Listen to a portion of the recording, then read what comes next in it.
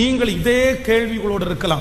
நான் எதுக்கு பிறந்தேன், எதுக்கு பிறக்கணும், இந்த வாழ்க்கை என்ன வாழ்க்கை, இது முடிஞ்சதுக்கு அப்புறம் ஒரு வாழ்க்கை இருக்குதா, எனக்கு ஒரு எதிர்காலம் உண்டாயிருக்குமா, என்னுடைய எதிர்காலத்தை நினைத்து ஒரு பெரிய கேள்விக்குறியே இருக்கிறது. உங்களுடைய வியாதியின் நிமித்தம், உங்களுடைய இயலாமையின் நிமித்தம், உங்களுடைய சூழ்நிலையின் நிமித்தம், உங்க பிள்ளைகளை குறித்து, இல்லைன்றால் உங்க வாழ்க்கையை குறித்து, எதிர்காலத்தை குறித்து யாரோ ஒரு தேவனுடைய பிள்ளை இந்த சத்தத்தை கேட்கிறவர்கள் குழம்பி போய் வந்திருக்கலாம். ஆனால் ஆண்டவராகிய இயேசு கிறிஸ்துவினுடைய உயிர்த்தெழுதல் சீடர்களுக்கு கற்றுக் கொடுத்த முதல் அதிசயம், முதல் பாடம் என்ன அப்படின்னா, அவர் உயிர்த்தெழுந்து எதிர்காலம் உண்டு என்கிறதை அவர் நிரூபித்தார்.